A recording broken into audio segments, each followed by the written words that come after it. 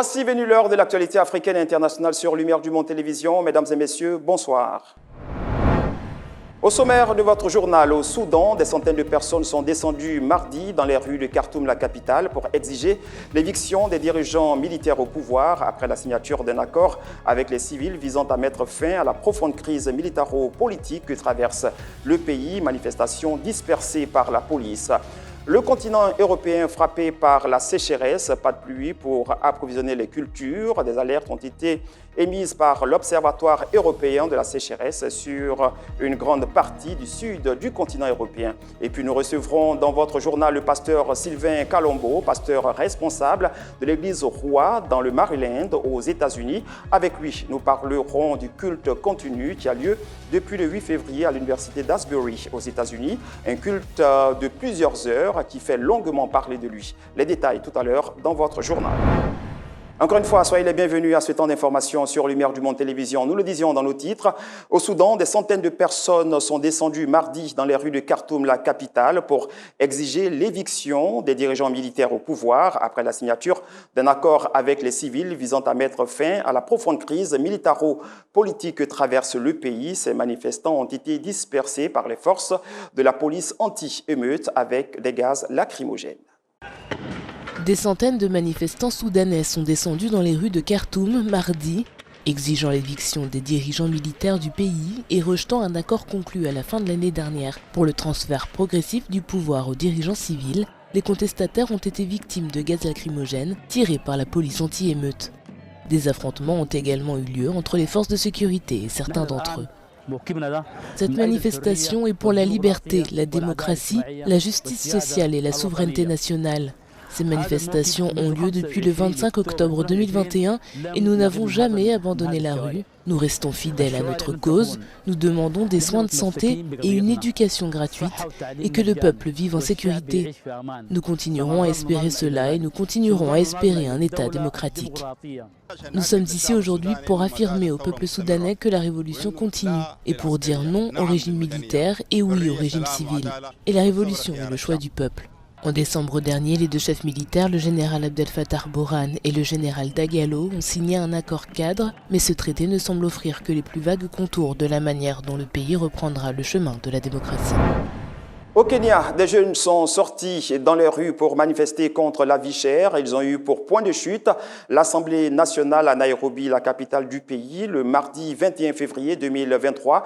Les jeunes ont crié leur ras-le-bol face au coût élevé de la vie dans le pays. Pour se faire entendre, ce groupe de jeunes Kenyans torse nu a choisi de faire siège devant le Parlement à Nairobi. Ils sont venus mardi crier leur colère contre l'augmentation du coût de la vie, des taxes et dénoncer dans le même temps l'inaction des députés qui, selon eux, cautionnent les mesures du gouvernement au détriment des Kenyans. Pour mener la contestation, ils étaient postés devant l'entrée du Parlement, espérant accoster son président Moses Wetangula afin de faire entendre leurs revendications.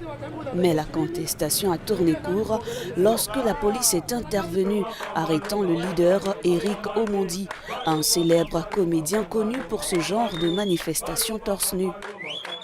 Il a été arrêté de même que plusieurs autres jeunes présents sur la voie menant au Parlement. Au Kenya, toujours, l'Union européenne s'est engagée hier, mardi 21 février, à augmenter ses investissements dans le pays, un engagement qui comprend un financement de 27 millions de dollars pour aider le gouvernement kényan à créer un environnement commercial favorable. L'Union européenne a signé mardi un financement de 27 millions de dollars pour Trademark Africa. Cet investissement vise à faciliter un programme de 5 ans qui stimulera les exportations du Kenya. Le projet a également pour objectif d'aider le gouvernement du pays à créer un environnement commercial favorable en stimulant par exemple le développement économique et la création d'emplois d'une manière durable et inclusive. La signature est intervenue lors du premier forum des affaires UE-Kenya organisé les 21 et 22 février 2023 à Nairobi. Pendant 2 jours, plus de 600 chefs d'entreprise, politiciens, experts et diplomates des 27 États membres de l'Union européenne et du Kenya ont échangé dans le cadre de la stratégie Global Gateway de l'Union européenne. Lors de la première journée du Business Forum UE-Kenya, le président kényan William Ruto a déclaré à la communauté internationale que le Kenya est prêt à faire des affaires et qu'il subit une transformation radicale qui garantit aux investisseurs un retour sur leur argent. Le Forum des affaires qui se termine mercredi midi a été organisé par l'Union européenne en partenariat avec l'Alliance du secteur privé du Kenya et le Conseil européen des affaires.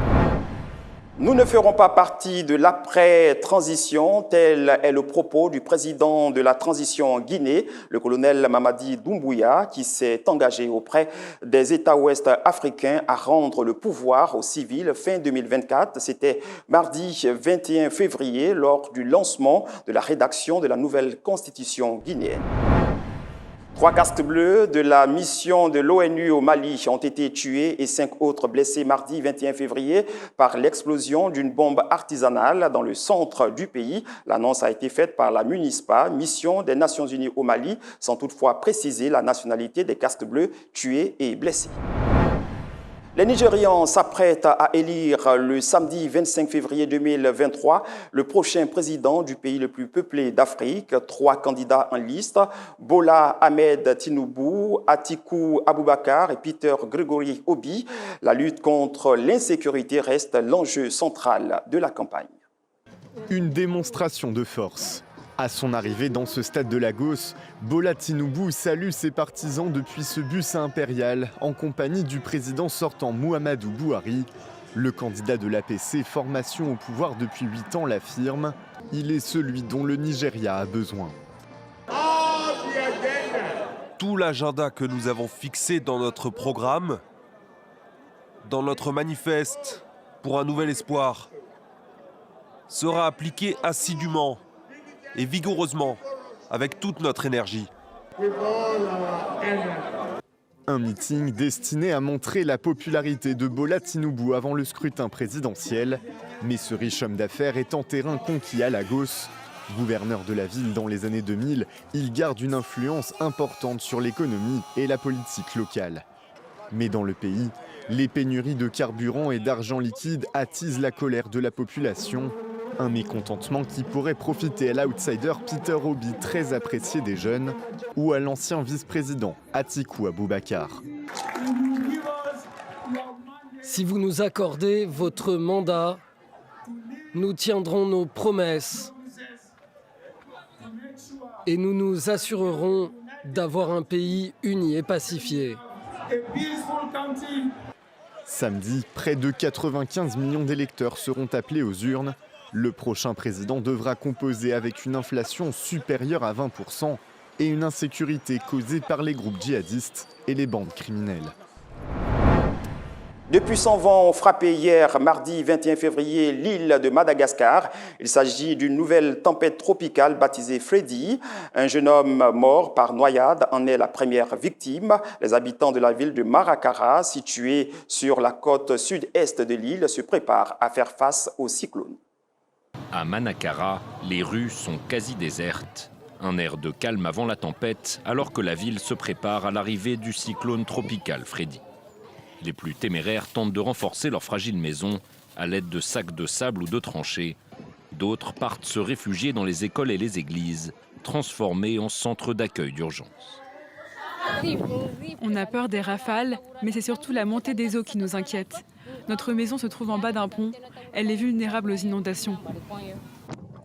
Après être passée au large de l'île Maurice et de la Réunion lundi, la tempête s'est rapidement dirigée vers la côte est de Madagascar, où les premières rafales se font déjà sentir.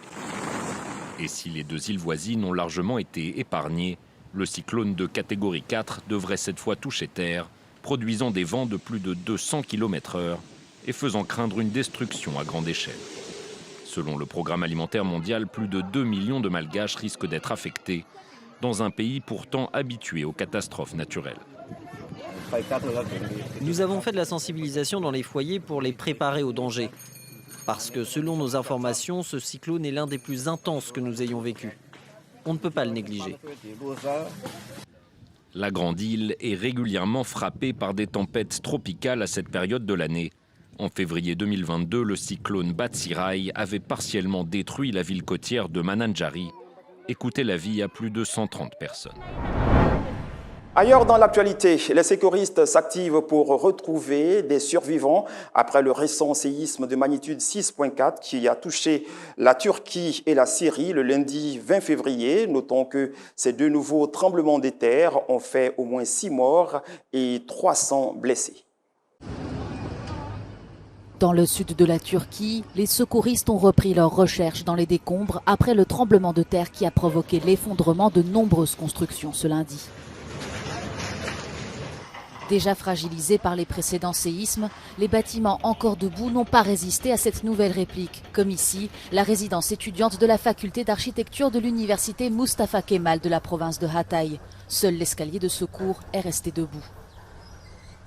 Les sirènes d'ambulance ont retenti toute la journée le long de la frontière turco-syrienne. Ce nouveau séisme de magnitude 6,4 a déjà fait 8 morts et déclenché la panique parmi les rescapés. Déjà privé de plusieurs services, l'hôpital local a dû ouvrir un campement près de ses locaux pour faire face à l'afflux de nouveaux blessés. De nombreuses opérations se font désormais sous ces tentes. Dans les camps de déplacés, les installations sanitaires sont rudimentaires et l'hygiène laisse à désirer. Les secouristes s'inquiètent aussi de la propagation d'infections et du retour de maladies disparues, comme le choléra ou l'hépatite A, en particulier chez les enfants. L'Europe est confrontée à un épisode de sécheresse sans précédent qui menace de nombreuses cultures. Le continent manque de pluie pour approvisionner son agriculture. Des alertes sécheresse ont été émises par l'Observatoire européen de la sécheresse sur une grande partie du sud du continent. De telles images sont habituellement associées à des étés secs et chauds, sauf que nous sommes au mois de février. La France n'a pas connu de véritable pluie depuis un mois, du jamais vu en hiver. Le précédent record datait seulement d'avril 2020. En Italie également, le Pô et le lac de Garde sont confrontés à des niveaux d'eau équivalents à ceux enregistrés durant l'été. Conséquence de ce temps sec, de nombreuses cultures sont menacées. What is unusual actually is the recurrence of these events because we experienced, as you know, a severe to extreme drought already a year ago and another one in 2018. And what is really unprecedented is indeed this recurrence pattern. Les prochaines semaines seront cruciales. Dans le nord de l'Italie, une grande partie de la production de riz avait été décimée l'été dernier par la sécheresse. Des mesures sont prises pour sauver les cultures. In the rice sector, they are testing now new innovative agro-management strategies to basically use water in a complete different way and avoid having these peaks during a period where also other sectors need water. So adaptation is really crucial. Les tempêtes et inondations que l'Europe a également connues ces derniers mois n'ont pas permis de remplir suffisamment les nappes phréatiques. Face à de telles tensions, la gestion durable de l'eau constitue un immense défi pour l'Europe. Religion à présent, alors que le Kenya est en proie à une forte sécheresse, le président William Ruto a appelé ses concitoyens à prier pour solliciter l'intervention de Dieu face aux défis auxquels le pays est confronté, notamment la sécheresse et la faim. Cependant, cet appel du président William Ruto a suscité des critiques de la part de nombreuses personnes qui estiment que le gouvernement devrait travailler sur des mesures d'atténuation au lieu de tenir des prières. Religion toujours, depuis le 8 février à ce jour, l'université d'Asbury aux États-Unis connaît un mouvement spirituel remarquable. Le culte des étudiants de la dite université ne peut s'arrêter. Depuis plus de 100 heures, les louanges et prières sont en mode continu. Johan Sako. Un éveil spirituel souffle sur l'université privée chrétienne d'Asbury, à Wilmore, dans l'État du Kentucky, dans le sud-est des États-Unis. Depuis le 10 février, les prières, les témoignages, des conversions et des chants d'adoration à l'honneur de Dieu ne tarissent pas dans cette université. Des milliers de personnes de tout âge affluent encore dans la petite ville de Wilmore. Nombreuses sont les personnes qui expriment leur repentance pour leurs péchés, leur conversion à Jésus et leur décision de changer de vie. Un temps de prière non-stop, fortement dominé par la présence tangible du Saint-Esprit, suivi de délivrance, de brisement de chaînes, de confession de louanges. Ce programme qui met à nu un réveil spirituel n'est pas un événement isolé. L'université d'Asbury a déjà vécu plusieurs périodes de réveil chrétien pareils. En février 2006, un culte d'étudiants a conduit à 4 jours d'adoration, de prière et de louange. Quelques années plus tôt, notamment en février 1970, les cours de la dite université avaient été annulés presque une semaine pendant 144 heures de réveil ininterrompu. Mais l'heure vient, et elle est déjà venue, où les vrais adorateurs adoreront le Père en esprit et en vérité, car ce sont là les adorateurs que le Père demande. Tiré de Jean 4, verset 23. Sommes-nous déjà à cette heure annoncée par les Saintes Écritures? Les signes de l'université d'Asbury l'attestent certainement. Pour en savoir plus sur cet événement, nous avons en ligne le pasteur Sylvain Calambeau. Bonjour, homme de Dieu. Vous vivez aux États-Unis et vous êtes le pasteur responsable de l'église Roi dans le Maryland, un État de la côte est des États-Unis. Alors, pasteur, il se passe quelque chose d'extraordinaire à l'université d'Asbury depuis le 8 février. Comment expliquer ce temps de prière non-stop qui réunit des centaines de personnes? Comment expliquer ce mouvement d'adoration sans fin qui se passe à l'université de Asbury, dans la ville de Wilmore, dans l'État du Kentucky? C'est simplement un mouvement de réveil. En fait, depuis le 8 février, non pas le 10, mais le 8 février, à la fin d'un culte normal de mercredi soir, 11 étudiants sont restés après le culte, alors que l'équipe de musique gospel avait entonné un cantique à la fin du culte, à la fin du service. Eh bien, ces 11 personnes, ces 11 étudiants sont restés adorer le Seigneur, et l'atmosphère d'adoration commençait à tellement monter, la gloire de Dieu commençait à tellement remplir cette salle que plusieurs étudiants qui avaient déjà quitté le culte ont commencé à revenir, et plusieurs qui n'avaient pas assisté au culte ont commencé à entrer dans la petite chapelle. Et c'est alors que le service est allé pendant toute la nuit. Toute la nuit, les chrétiens sont restés là en train, non pas de prier, mais d'adorer le Seigneur. Et ce mouvement a continué ainsi pendant plusieurs jours, 24 heures sur 24, sans fin. Les participants ne prenaient que le temps de sortir, prendre un petit rien à manger, se laver et revenir très, très vite pour continuer à adorer le Seigneur. Donc, c'est purement un mouvement de réveil qui n'est pas sans rappeler ce qui s'est passé en 1906 déjà, lorsque, avec le fameux mouvement d'Azusa Street, qui a conduit à la naissance du mouvement pentecôtiste. Et du reste, cette université de Asbury n'est pas étrangère à ce mouvement de réveil. Déjà en 1970, un tel mouvement avait frappé l'Église, une adoration sans fin qui avait duré 144 heures, c'est-à-dire plus ou moins 6 jours. Ce réveil se manifeste-t-il uniquement à l'université d'Asbury? Ce même mouvement qui se passe à l'université Asbury, dans la ville de Wilmore, dans le Kentucky, est en train de s'étendre dans plusieurs autres universités.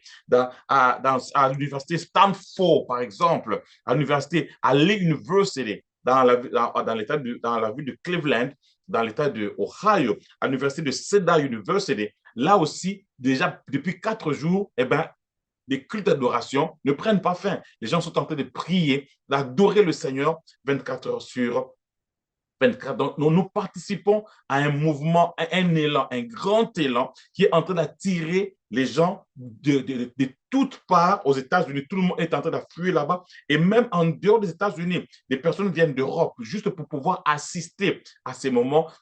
Alors, êtes-vous déjà allé sur les lieux ou connaissez-vous quelqu'un qui s'y est rendu? Quel témoignage ressort de ce programme de prière? Personnellement, je ne suis pas allé là-bas, dans le Kentucky. Je n'ai pas eu cette grâce de pouvoir voyager et aller là-bas. Mais ceux qui y ont été témoignent, et même les plus grands, entre guillemets, témoignent. L'ex-vice-président Mike Pence, par exemple, a témoigné de cela. Il a dit... je vais les citer, il a dit, « The Lord is at work in Asbury and lives will be changed forever. » Il dit que le Seigneur est définitivement à l'œuvre là-bas à Asbury et les vies seront changées pour toujours. Donc les témoignages qui nous viennent de là témoignent d'une action vraie, vivante, d'une action authentique de la puissance du Saint-Esprit qui est en train de ramener les cœurs vers Dieu. Ma prière est que ceux qui assistent, et c'est effectivement ce qui se passe, les personnes qui assistent à ces réunions de réveil, eh bien, ils ramènent le feu dans leurs églises partout où ils rentrent. Je vous ai dit, à tel point que dans certaines universités, des cultes ont commencé et ne s'arrêtent pas. Eh bien, je crois que dans les jours à venir, on vivra les fruits de ces mouvements qui est en train de se passer à Albury. Les Saintes Écritures nous disent dans le livre de Jean 4, verset 23, je cite la parole de Dieu, « Mais l'heure vient et elle est déjà venue où les vrais adorateurs adoreront le Père en esprit et en vérité, car ce sont là les adorateurs que le Père demande. » Sommes-nous déjà à cette heure annoncée par les Saintes Écritures, pasteur? C'est un moment où ce verset s'accomplit, mais il faut savoir que ce verset ne s'accomplit pas là seulement par rapport à ce moment de réveil. Le Seigneur Jésus-Christ, laissez-moi parler de cela et puis je vais appliquer ça à Asbury. Le Seigneur Jésus-Christ a établi un principe lorsqu'il parlait de cela. Il dit, ce n'est plus sur cette montagne, ni à Jérusalem que vous adorez le Père. Mais parce que le Père cherche des hommes qui vont l'adorer en esprit et en vérité. Dieu n'habite plus une montagne. Il n'habite plus une maison faite de mains d'hommes. Dieu n'habite pas derrière la main d'un serviteur de Dieu. Il n'habite pas derrière l'huile. Il n'habite pas derrière un objet quelconque. Il n'habite pas derrière un talit ou un kippa qu'un homme de Dieu peut mettre. Eh bien, partout, n'importe quel endroit où un cœur pur se tournera vers lui, où des mains pures vont se lever vers lui pour l'adorer, le Seigneur sera là. Merci, pasteur Sylvain Kalombo. Je rappelle que vous vivez aux États-Unis et vous êtes le pasteur responsable des églises rois dans le Maryland, également pasteur des églises Assemblées de Dieu aux États-Unis et au Congo. Merci infiniment. Merci, c'est donc sur cette interview du pasteur Sylvain Kalombo que prend fin votre journal. Nous avons pris comme des traditions beaucoup de plaisir à vous le présenter. Merci et bonsoir chez vous.